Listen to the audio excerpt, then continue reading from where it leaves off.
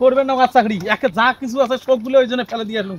এই বাংলাদেশ থেকে যতদিন এই বাংলাদেশ থেকে যতদিন কোটা সিস্টেমকে সীমিতকরণ করা হবে নয়, অতদিন পর্যন্ত বাংলাদেশে কোনো সাধারণ যারা যে একদম নিম্নবিত্ত যারা জনসাধারণ আছে তাদের মাত্র 45%। এই 45% দিয়ে কী হবে ভাই? একটা শূন্য পদ আছে, সে শূন্য পদের জন্য মনে করেন একটা শূন্য পদে সরকারি লোক নিবে, সেই একটা পদের জন্য মনে করেন লাখ লাখ প্রার্থী মনে করেন যে প্রতিযোগিতা করি ওই শূন্য পদটা পাওয়া লাগে। আর মুক্তিযোদ্ধা কোটা, এই যে তোমার নারী কোটা, তোমার প্রতিবন্ধী কোটা, তোমার উপজাতি কোটা, তোমার জেলা কোটা, এই কোটার কারণে, এই কোটা সিস্টেমের কারণে ভাই সাধারণ পাবলিকের এই দেশে কোনো ধরনের চাকরি বাকরি হবে না ভাই, কোনো দিনও হবে না যতদিন এই মুক্তিযোদ্ধার কোটাতে 30% কোটা আছে, তারপরে নারী কোটা 10%, জেলা কোটা 10%, উপজাতি কোটা 5%, প্রতিবন্ধী কোটা যে 1%। এই প্রথম শ্রেণীর যে 5টা যে কোটা আছে এই কোটা সিস্টেমকে দূর করতে না পারলে, সীমিত থাক, আমি বলতেছি না কোটা সিস্টেম না থাক, সীমিতকরণ করতে হবে। অন্তপক্ষে মুক্তিযোদ্ধার কোটাটা অন্তপক্ষে 30% থেকে 20% বা 15% নিয়ে আসতে হবে, তাহলে বাংলাদেশে চাকরি দেবে। ভাই চাকরি করবে না আর করবে না। হ্যাঁ ভাই, এই যে সকালে উঠে ইন্টারভিউ দিবে গেলু, ভাইফে দিবে গেলু, হ্যাঁ কি হল এর আগো তো 6-7 বার ভাইফে দিল, প্রাইমারি চাকরি গেল, এটা ভাইফে দিল, ওটা ভাইফে দিল, দিয়ে হবার নয়। কারণ আমার মতো জনসাধারণের জন্য যারা গরিব একদম নিম্নবিত্ত মেধাবী ছাত্র আছে না, আজও তো ভাইবে দিয়ে আমার সব বায়োডাটা আমি সব শেষ করি। চাকরি আর করবেন না, চাকরি করবেন না, করবেন না, চাকরি করবেন না। কোটা আছে নাই, মোর বাপ কি মুক্তিযোদ্ধা ছিল? দেখ তোর জন্য জমি জমা বন্ধক থুয়ে যে তুই চাকরি ইন্টারভিউ দিবে যাস, ভাইফে দিবে যাস, ওটা দেওয়া খায় 2-4 হাজার করি।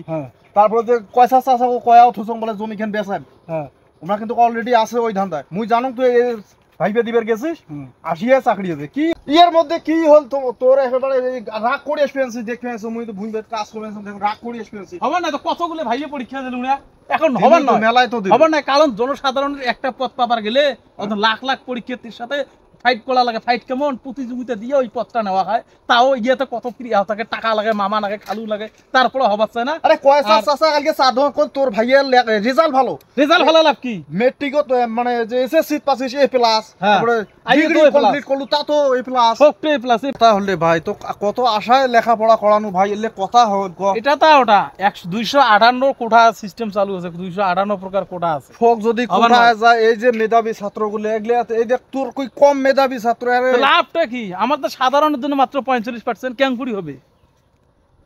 এখন এই 45%-এর জন্য একটা পদের চাকরি ছাড়ছে সরকার শূন্য পদে, এখন ওদের জন্য দেখো হাজার হাজার লাখ লাখ সরকার তাহলে আমার জন্য যে খালি বুড়ি রঙল ছাড়বে, আমার দ্বারা জন্য বুঝি। আর খালি যে মুক্তিযোদ্ধার কোটা বয়স্ক ভাতা হেসে লে দিয়ে যান।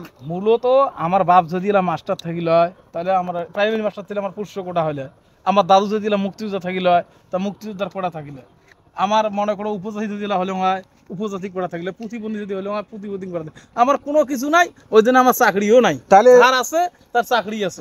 আর সবচেয়ে বড় কথা হলো যার কোঠা আছে তার কোনো প্রতিদ্বন্দ্বী নাই, তাই বিনা প্রতিদ্বন্দ্বিতায় চাকরি পাওয়া লাগছে। যোগ্য দেখা যায় একটা পোস্ট আসছে সরকারের, ওই পোস্টটা যোগ্য লোক লাগা, দেখা যায় অযোগ্য মুক্তিযোদ্ধা নাতিপুতি চেলা ফেলা হয়, তাও যা ঢোকে। তা হোক, ঠিক আছে, কি আর করার ভাই। এত অনেক কিছু টাকা পয়সা ধ্বংস করছেন মোর জন্য, জমা জমি পর্যন্ত বেচে দিচ্ছেন, কি আর করার আছে। এই বাংলাদেশে যতদিন কোটা সিস্টেমকে সীমিতকরণ করা হবে নয়, অতদিন এই বাংলাদেশে চাকরি জনসাধারণ হবে না, তারা মেধাবী ছাত্র আছে, নিম্নবিত্ত পরিবার। চলো বাড়ি জমাইছো না করি চাকরি, বাড়ি যা ব্যবসা বাণিজ্য কমো। মুই আশায় দোষায় যে আমার বংশত একটা চাকরিজীবী হোক, বাড়ি যা ব্যবসা বাণিজ্য কমো, বাড়ি যা ব্যবসা বাণিজ্য হলে ভাই, বাড়ি যা ব্যবসা বাণিজ্য না হয় নাই। আমরা ব্যবসা করি খাবো, ভাঙি পড়া যাবার না, লোন করি ওই ব্যবসা বাণিজ্য আছে। আমি তোর পাশে আছি, তোর টেনশন করা যাবে না।